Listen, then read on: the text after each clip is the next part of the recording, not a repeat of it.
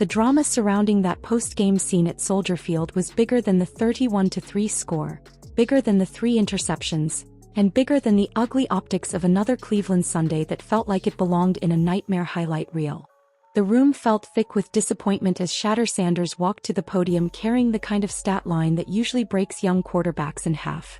This was the type of day that sticks to a rookie like a shadow, the type of day fans replay in their heads when they start questioning the entire direction of a rebuild. The Browns had been flattened, outcoached, outmuscled, and outclassed, and Sanders had taken the full force of it behind an offensive line that looked less like protection and more like a revolving door. 5 sacks. Constant pressure. Throwing windows that never really existed. Timing that couldn't breathe. And yet, when the microphones turned on, the most striking thing wasn't his frustration or his fatigue, or even the bruises you could practically feel through the screen. It was the fact that the youngest person connected to the organization suddenly sounded like the only adult willing to tell the truth. The numbers themselves were a public beating. 18 completions on 35 attempts, barely over half for 177 yards, no touchdowns, 3 interceptions, and a passer rating so low it looked like a typo. Those weren't just bad statistics, they were the kind of statistics that turn into week-long segments on every debate show in America. The kind that trigger fan panic, media pylons, and quiet front office meetings where people pretend they are calm while their entire plan starts shaking. Meanwhile, across the field, Caleb Williams looked like a quarterback growing into his own. He didn't need to be perfect, he just needed to be functional, composed, and opportunistic, and he was. 2 touchdowns, efficient yardage, controlled tempo, and a Bears offense that moved like it knew who it was. That contrast wasn't subtle. It was loud. It was cinematic. It was the kind of side-by-side comparison that makes fans wonder whether the Browns once again drafted a man into chaos while another franchise drafted a man into structure. But the real story didn't live in a box score. It lived in what came after, in the way Sanders handled the moment when every reporter in that room was begging him to offer an excuse they could print. The easy route was right there. The offensive line got him hit all afternoon. Receivers made mistakes. The running game didn't give him any relief. The play design didn't consistently create clean answers. The weather was cold and messy, the kind of environment that punishes timing and precision. He could have pointed to any of it. He could have built a whole wall of explanations and hid behind it. Instead, he did the opposite. He treated the loss like a verdict, and he treated his performance like it belonged to him. That kind of blunt accountability is rare from veterans, let alone a rookie who just got dragged through a demolition. That honesty hit even harder because it didn't match the tone coming from the people above him. While Sanders stood there absorbing responsibility, the organizational messaging around him felt like the usual corporate insulation, the kind that tries to soften embarrassment into progress and frame disaster as development. The coach speak machine always has a setting for this. Young quarterback, learning experience, growing pains, trust the process. And yes, all of that can be true in a vacuum, but when the performance is that brutal, when the offense looks that broken, when the quarterback is taking that many hits, the difference between development and denial becomes dangerously thin. Browns fans weren't just watching a rookie struggle. They were watching a rookie take accountability while the adults around him tried to smooth the edges. That disconnect is why the press conference mattered. It didn't just reveal who had a bad day. It revealed who had the courage to call it what it was. What made Sanders' approach feel even more like leadership was the way he handled the biggest lightning rod moment in the game, the interception tied to a receiver mistake.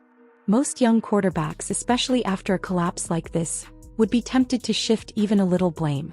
It would have been easy to point out the drop, to clarify that one of the picks wasn't really his fault, to protect his own narrative while the world was screaming at him. Instead, Sanders protected his teammate. He acknowledged that mistakes happen in football, that nobody needs to be publicly piled on when they already know they messed up, and that the locker room cannot survive if the quarterback starts turning post-game interviews into blame sessions. That is the kind of instinct that builds trust. It tells receivers that if they mess up, the quarterback won't embarrass them for it. It tells linemen that if protection breaks down, he won't throw them under the bus in front of cameras. It tells the whole roster that he understands the difference between accountability and ego preservation. Those are the details that make a leader, and the league is full of talented throwers who never learn that part. The tape, though, is still ruthless.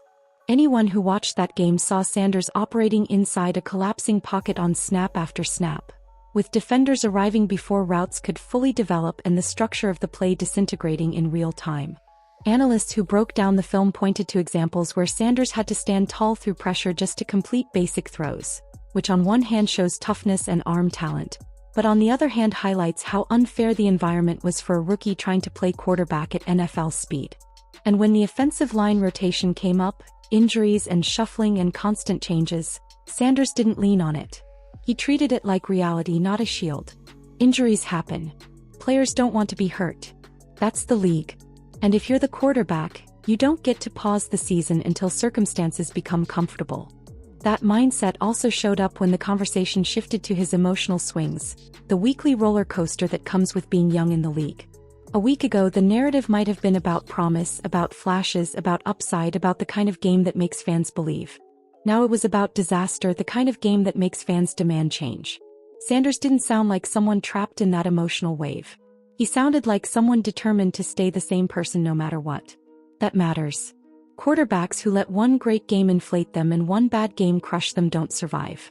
You need a steady internal temperature, especially in Cleveland, especially in a rebuild, especially with the kind of scrutiny that turns every sideline moment into a viral clip. Even the small details of the press conference showed how intense that microscope has become. A minor equipment issue became a discussion point. A wristband adjustment got treated like it might explain the whole collapse. That's what happens when a rookie quarterback becomes the center of a franchise's identity. Every detail gets examined for meaning. Sanders didn't feed the drama. He kept it simple, clarified it, and moved on. And when asked about job security, he didn't pretend the league is kinder than it is. He understood the truth every NFL player lives with. You can lose your job anytime. Fear won't save you. Playing scared will only make you worse. So the only option is to play free, learn, and keep moving. Now the road doesn't get easier. Buffalo is waiting, and that's a different kind of test. The Bills bring speed, discipline, and a level of roster talent that punishes mistakes even more brutally than Chicago did. The real question isn't whether Sanders had a terrible day. He did. The question is what he becomes afterward. Does he let this game live in his head, or does he study it, process it, and use it as fuel? That's where quarterbacks separate. That's where careers are defined. And if there's one thing that press conference made clear, it's that Sanders has the mental foundation you want. He didn't hide, he didn't flinch, and he didn't blame. He stood there, owned it, and sounded like a quarterback who understands that the only way out is through. Now it's on you, Browns fans and NFL fans watching this unfold. What stood out more, Sanders taking full responsibility or the organization trying to frame it as normal development? Does that kind of accountability make you believe in him more, even after a disaster like this? Or does the gap between his honesty and the team's messaging worry you about what's happening behind the scenes?